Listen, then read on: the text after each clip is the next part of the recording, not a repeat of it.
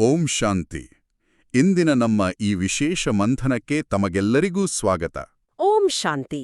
ಇಂದು ನಾವು ಒಂದು ಬಹಳ ಆಳವಾದ ವಿಷಯದ ಬಗ್ಗೆ ಚಿಂತನೆ ಮಾಡಲಿದ್ದೇವೆ.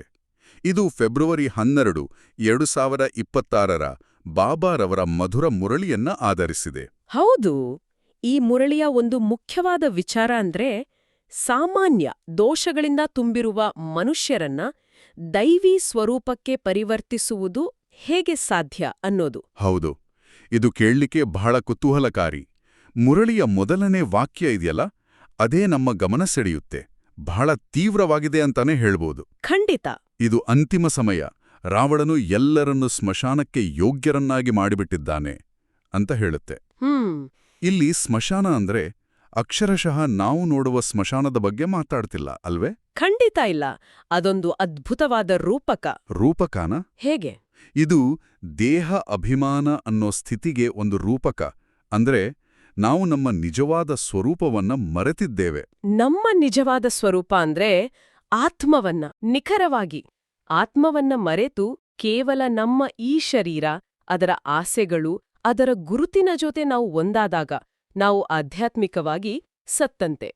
ಓ, ಅಂದ್ರೆ ನಾವು ನಡೆದಿತ್ತಿದ್ದೇವೆ, ಮಾತನಾಡುತ್ತಿದ್ದೇವೆ, ಆದರೆ ನಮ್ಮ ನಿಜವಾದ ಸ್ವರೂಪದ ಬಗ್ಗೆ ನಿದ್ರೆಯಲ್ಲಿದ್ದೇವೆ ಅಂತ. ಹೌದು, ಜೀವಂತವಾಗಿಯೇ ಸತ್ತಂತೆ ಇರುವ ಸ್ಥಿತಿಯದು. ಹಾಗಾದ್ರೆ ಇದೊಂದು ರೀತಿಯ ಆಧ್ಯಾತ್ಮಿಕ ಮರೆವು. ನಾವು ಯಾರು, ಎಲ್ಲಿಂದ ಬಂದಿದ್ದೇವೆ ಅನ್ನೋದನ್ನೇ ಮರೆತಿದ್ದೇವೆ ಅಂತಾಯಿತು. ಹೌದು. ಇದಕ್ಕೆಲ್ಲ ಕಾರಣ ರಾವಣ ಅಂತ ಈ ಮುರಳಿ ಹೇಳುತ್ತೆ. ಹೆಚ್ಚಿನವರಿಗೆ ರಾವಣ ಅಂದ್ರೆ ರಾಮಾಯಣದ ಖಳನಾಯಕ ಅಂತ ಗೊತ್ತು. ಆದ್ರೆ ಇಲ್ಲಿ ಆ ಅರ್ಥದಲ್ಲಿ ಬಳಸುತ್ತಿಲ್ಲ ಅಂತ ಅನಿಸುತ್ತೆ ಅಲ್ವೇ? ನಿಜ. ಇಲ್ಲೇ ಈ ಪಠ್ಯ ನಿಜವಾಗ್ಲೂ ಆಸಕ್ತಿಕರವಾಗುತ್ತೆ. ಇದು ರಾವಣನ ಪಾತ್ರವನ್ನೇ ಪುನರ್ವ್ಯಾಖ್ಯಾನಿಸುತ್ತಾ? ಹೇಗೆ?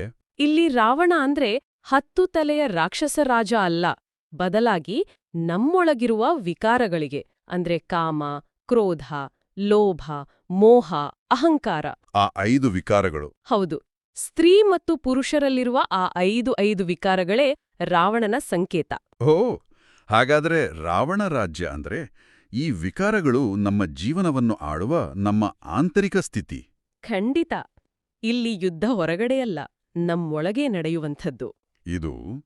ಇದು ಬಹಳ ಆಳವಾದ ಮನೋವೈಜ್ಞಾನಿಕ ವಿಶ್ಲೇಷಣೆ. ಅಂದ್ರೆ ಶತ್ರು ಎಲ್ಲೋ ಹೊರಗಿಲ್ಲ, ನಮ್ಮೊಳಗೇ ಇದ್ದಾನೆ ಅಂತ. ಹೌದು, ನಮ್ಮ ವಿಕಾರಗಳೇ ನಿಜವಾದ ಶತ್ರು. ಹಾಗಾದ್ರೆ ನಾವೆಲ್ಲರೂ ನಮ್ಮದೇ ಆದ ಆಂತರಿಕ ರಾಕ್ಷಸರಿಂದ ಆಳ್ಪಡುವ ಒಂದು ಸ್ಮಶಾನದಲ್ಲಿ ಆಧ್ಯಾತ್ಮಿಕವಾಗಿ ಸತ್ತಂತೆ ಇದ್ರೆ ಇದರಿಂದ ಹೊರಬರುವುದು ಹೇಗೆ? ಅದಕ್ಕೆ ಮುರಳಿಯಲ್ಲಿ ಒಂದು ಸುಂದರವಾದ ಪ್ರಶ್ನೆ ಇದೆ. ಹೌದು, ಶಿವತಂದೆಗೆ ಭೋಲಾ ಭಂಡಾರಿ ಎಂದು ಏಕೆ ಹೇಳುತ್ತಾರೆ ಅಂತ. ಇದೇ ಬಹುಶಃ ಆ ಪರಿಹಾರದ ಕೀ ಇರಬೇಕು. ಖಂಡಿತವಾಗಿಯೂ. ಅದೊಂದು ಅದ್ಭುತವಾದ ವಿರೋಧಾಭಾಸ ನೋಡಿ. ಹೇಗೆ? ಭೋಲಾ ಅಂದ್ರೆ ಮುಗ್ಧ, ಅಂದ್ರೆ ಯಾರು ಹೆಚ್ಚು ಲೆಕ್ಕಾಚಾರ ಮಾಡೋದಿಲ್ವೋ ಅಂಥವ್ರು. ಸರಿ. ಮತ್ತು ಭಂಡಾರಿ ಅಂದ್ರೆ ಖಜಾಂಚಿ, ಅಪಾರವಾದ ಸಂಪತ್ತನ್ನು ಹೊಂದಿರುವವನು. ಭೋಲಾ ಮತ್ತು ಭಂಡಾರಿ, ಮುಗ್ಧ ಖಜಾಂಚಿ. ಹೌದು. ಹಾಗಾಗಿ ಇಲ್ಲಿನ ದೈವಿಕ ಶಕ್ತಿಯನ್ನ ನಮ್ಮ ಹಿಂದಿನ ಪಾಪಪುಣ್ಯದ ಲೆಕ್ಕವನ್ನ ನೋಡದೆ ಮಿತಿಯಿಲ್ಲದೆ ಕೊಡುವವನು ಅಂತ ಚಿತ್ರಿಸಲಾಗಿದೆ. ಇದು ಕೇಳಲಿಕ್ಕೆ ಬಹಳ ಕ್ರಾಂತಿಕಾರಕವಾದ ಯೋಚನೆ. ಹೌದು.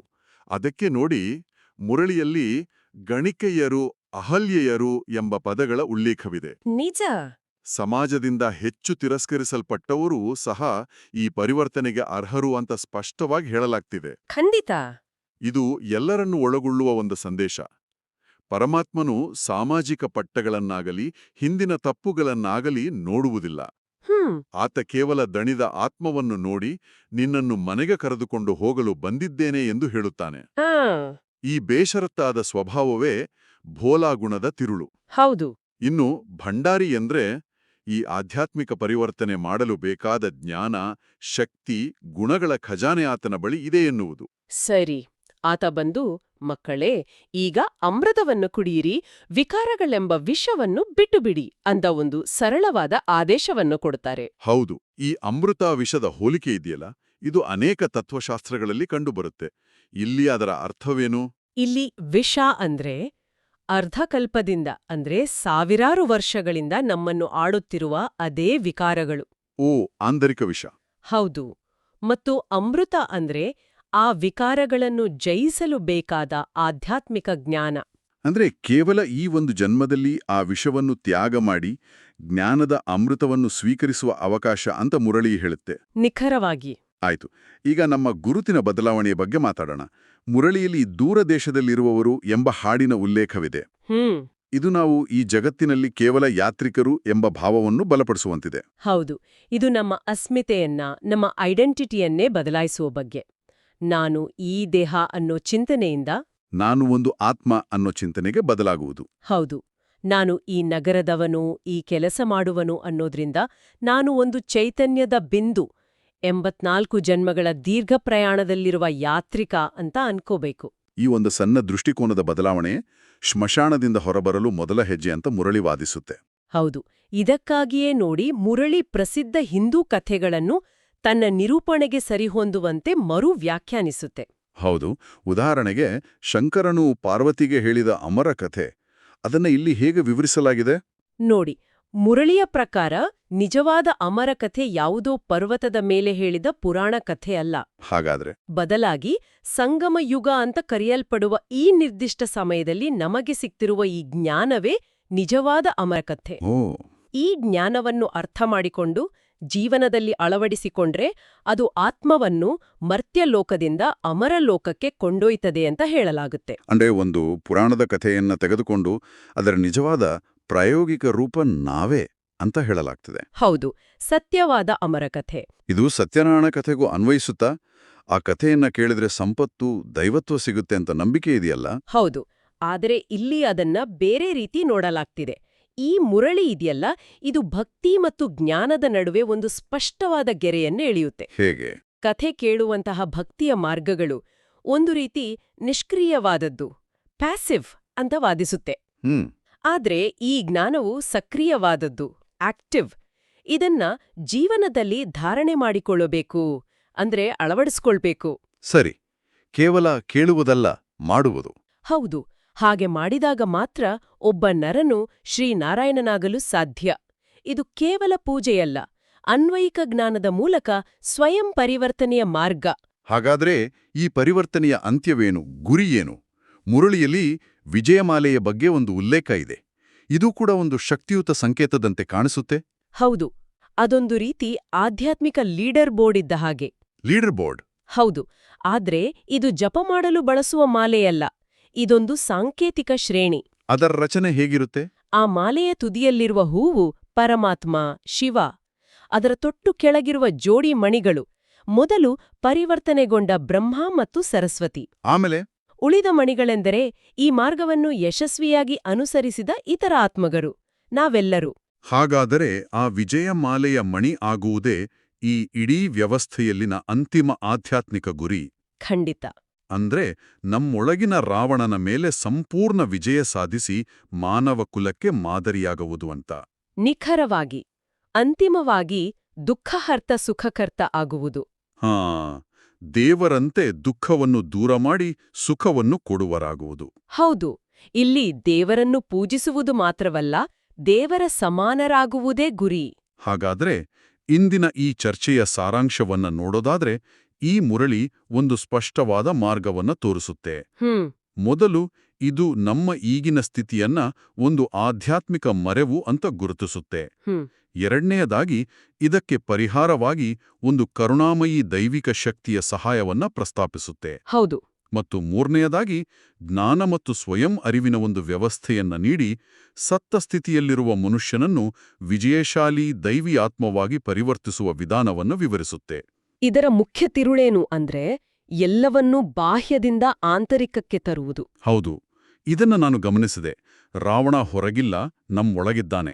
ಹೌದು, ಸ್ವರ್ಗ ಅಥವಾ ರಾಮರಾಜ್ಯವನ್ನು ಮೊದಲು ನಮ್ಮೊಳಗೆ ಸ್ಥಾಪಿಸಬೇಕು. ಪುರಾಣಗಳು ಕೇವಲ ಕಥೆಗಳಲ್ಲ, ಅವು ಆಂತರಿಕ ಪ್ರಕ್ರಿಯೆಯ ಸಂಕೇತಗಳು ಅಂತ ಈ ಮುರಳಿ ಹೇಳುತ್ತೆ. ಇಂದಿನ ಮುರಳಿಯ ಅಂತಿಮ ಭಾಗಗಳಾದ ಧಾರಣೆ, ವರದಾನ, ಸ್ಲೋಗನ್ ಮತ್ತು ಅವ್ಯಕ್ತ ಇಶಾರೆಗಳ ಆಳವಾದ ಮಂಥನಕ್ಕೆ ಸ್ವಾಗತ. ನಮಸ್ತೆ. ಇವು ಕೇವಲ ಶಬ್ದಗಳಲ್ಲ ಅಲ್ವಾ? ಬಾಬಾ ನಮ್ಗೆ ಇಡೀ ದಿನ ನಮ್ಮ ಸ್ಥಿತಿಯನ್ನು ಎತ್ತರದಲ್ಲಿಟ್ಟುಕೊಳ್ಳಲು ಕೊಟ್ಟಿರುವ ಒಂದು ಆಧ್ಯಾತ್ಮಿಕ ಶಕ್ತಿ ಪೆಟ್ಟಿಗೆಯಂತೆ. ಹೌದು, ಖಂಡಿತ. ಇವತ್ತು ಆ ಪೆಟ್ಟಿಗೆ ಒಳಗಿರುವ ಒಂದೊಂದು ಸಾಧನವನ್ನು ಹೇಗೆ ಬಳಸುವುದು ಅಂತ ನೋಡೋಣ. ಸರಿ, ಇಂದಿನ ಮುರಳಿಯ ಸಾರವನ್ನು ಕೇವಲ ಕೇಳೋದಷ್ಟೇ ಅಲ್ಲ, ನಮ್ಮ ಅನುಭವದ ದಾರದಲ್ಲಿ ಪೋಣಿಸುವ ಪುರುಷಾರ್ಥ ಮಾಡೋಣ. ಖಂಡಿತವಾಗಿ. ಹಾಗಾದ್ರೆ ನೇರವಾಗಿ ಧಾರಣೆಯ ಮೊದಲ ಮುಖ್ಯ ಅಂಶಕ್ಕೆ ಬರೋಣ. ಬಾಬಾ ಹೇಳ್ತಾರೆ, ಈ ಅಂತಿಮ ಜನ್ಮದಲ್ಲಿ ವಿಷವನ್ನು ತ್ಯಜಿಸಿ ಅಮೃತವನ್ನು ಕುಡಿಯಿರಿ ಮತ್ತು ಕುಡಿಸಿ.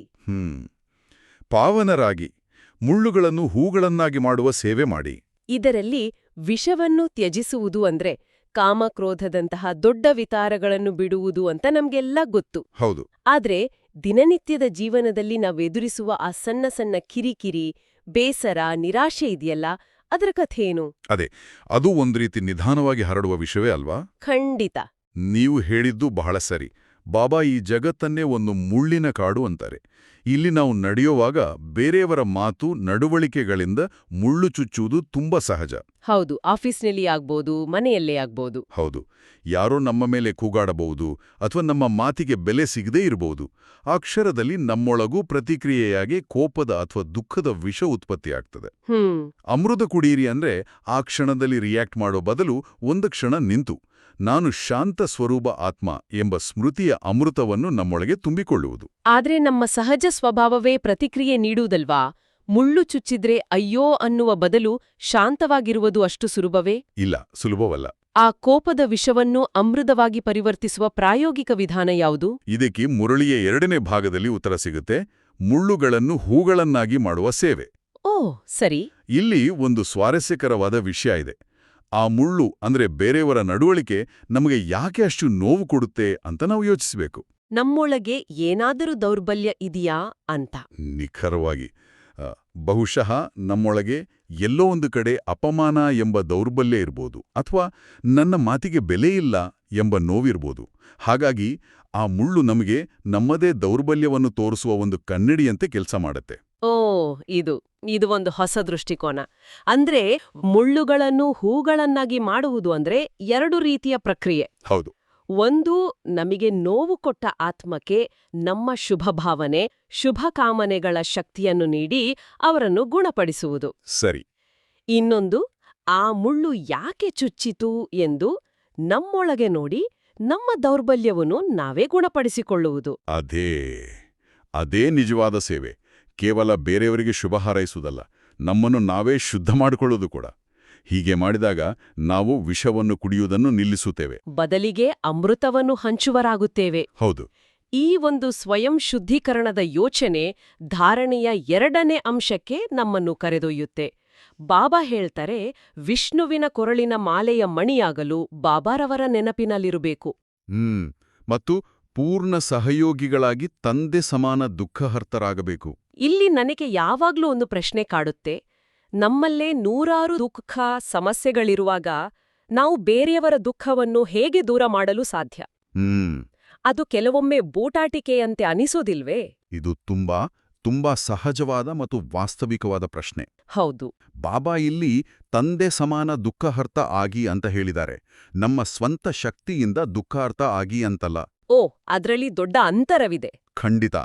ನಮ್ಮಲ್ಲಿ ದುಃಖವಿದ್ದಾಗ ನಾವು ಬೇರೆಯವರ ದುಃಖ ದೂರ ಮಾಡಲು ಹೋದ್ರೆ ಅದು ಯಶಸ್ವಿಯಾಗಲ್ಲ. ಅದಕ್ಕೆ ಬಾಬಾ ಹೇಳುವುದು ಪೂರ್ಣ ಸಹಯೋಗಿಯಾಗಿ ಅಂತ. ಸಹಯೋಗಿ ಅಂದ್ರೆ ಮೊದಲು ಬಾಬಾರವರ ಯಾದ್ ಮೂಲಕ ಜ್ಞಾನಸಾಗರ, ಸುಖದ ಸಾಗರಕ್ಕೆ ನಮ್ಮ ಬುದ್ಧಿಯೋಗವನ್ನು ಜೋಡಿಸುವುದು. ಅಂದರೆ ಮೊದಲು ನಮ್ಮ ಆತ್ಮವೆಂಬ ಪಾತ್ರೆಯನ್ನು ಶಕ್ತಿಯಿಂದ ತುಂಬಿಸಿಕೊಳ್ಳಬೇಕು. ಒಂದು ಪವರ್ ಬ್ಯಾಂಕ್ ಅನ್ನು ಮೊದಲು ಚಾರ್ಜ್ ಮಾಡಿ, ನಂತರ ಅದರಿಂದ ಮೊಬೈಲ್ ಚಾರ್ಜ್ ಮಾಡಿದ ಹಾಗೆ. ಹೌದು, ಅದ್ಭುತವಾದ ಹೋಲಿಕೆ. ನಮ್ಮ ಪಾತ್ರೆಯಲ್ಲಿ ಶಕ್ತಿ ತುಂಬಿದಾಗ ನಾವು ದುಃಖಿಯಾಗಿ ಉಳಿಯಲ್ಲ. ಆಗ ನಾವು ಬೇರೆಯವರ ದುಃಖವನ್ನು ನೋಡಿದಾಗ ಕರುಣೆ ಬರುತ್ತೆ. ಆದರೆ ನಾವು ಅವರ ದುಃಖದಲ್ಲಿ ಮುಳುಗಿ ಹೋಗುವುದಿಲ್ಲ.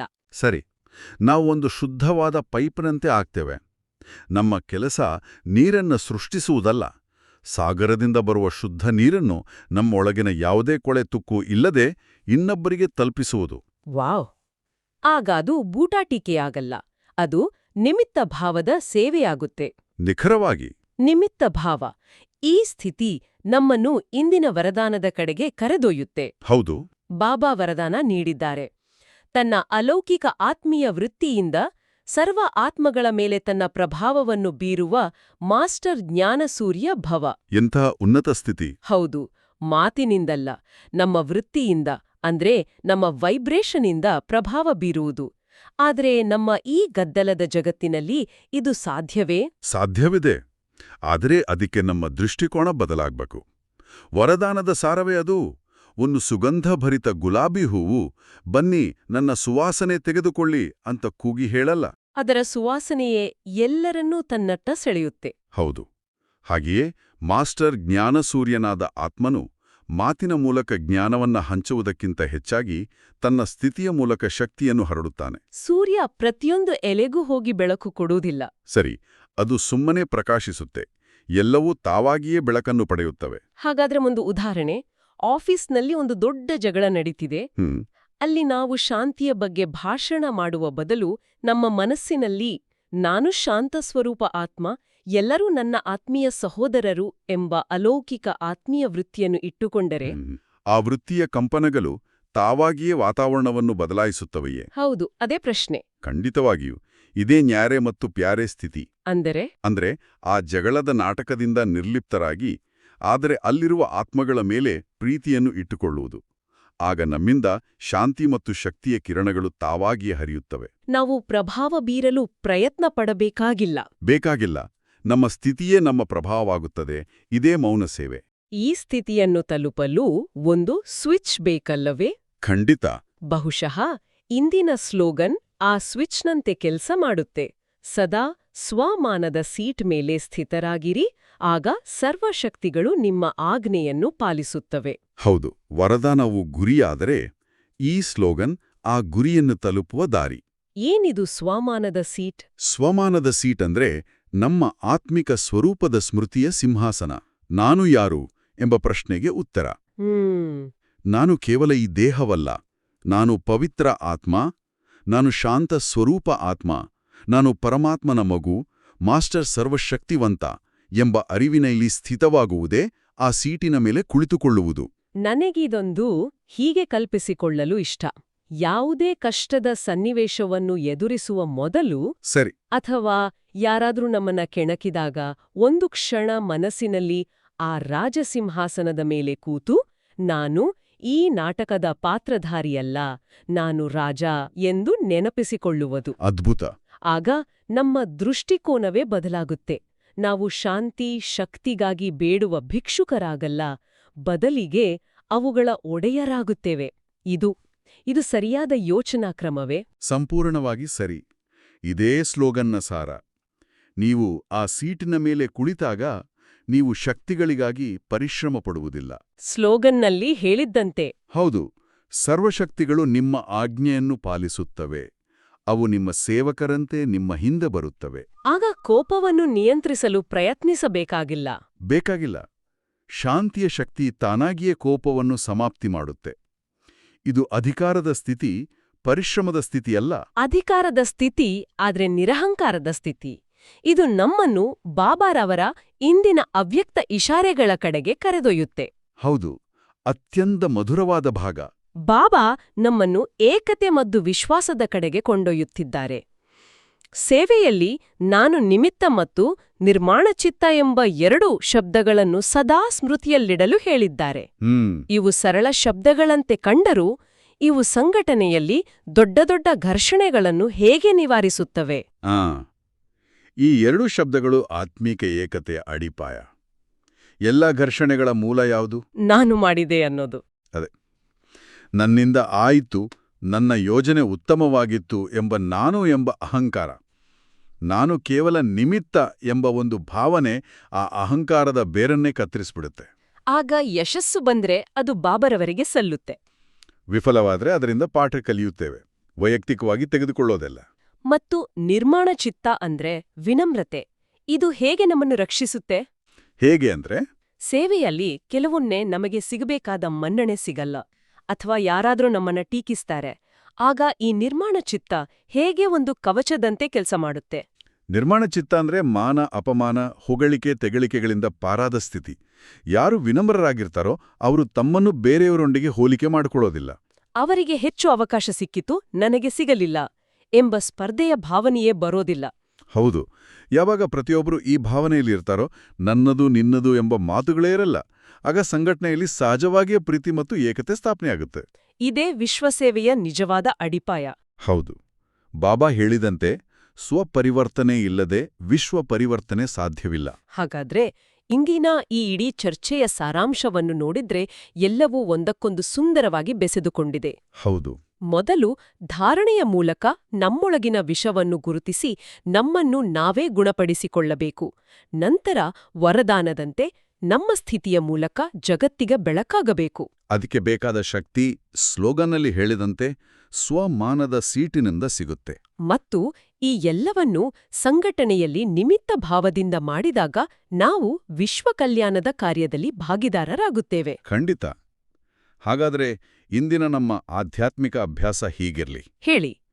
ದಿನದಲ್ಲಿ ಯಾವುದೇ ಕೆಲಸ ಮಾಡುವ ಮೊದಲು, ಅದು ನೀರು ಕುಡಿಯುವುದೇ ಆಗಿರ್ಲಿ ಅಥವಾ ದೊಡ್ಡ ಪ್ರಾಜೆಕ್ಟ್ ಶುರು ಮಾಡುವುದೇ ಆಗಿರ್ಲಿ, ಕೇವಲ ಒಂದು ಕ್ಷಣ ಸ್ಲೋಗನ್ನಲ್ಲಿ ಹೇಳಿದಂತೆ ಸ್ವಮಾನದ ಸೀಟಿನ ಮೇಲೆ ಸ್ಥಿತರಾಗೋಣ.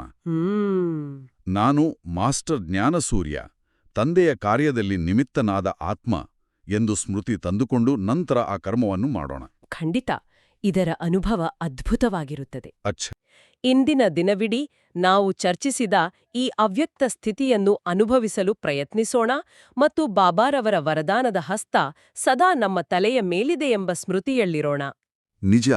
ಇಂದಿನ ಈ ಚರ್ಚೆ ಎಲ್ಲರ ಆಧ್ಯಾತ್ಮಿಕ ಪಯಣಕ್ಕೆ ಸಹಕಾರಿಯಾಗಿದೆ ಎಂದು ನಾವು ನಂಬುತ್ತೇವೆ.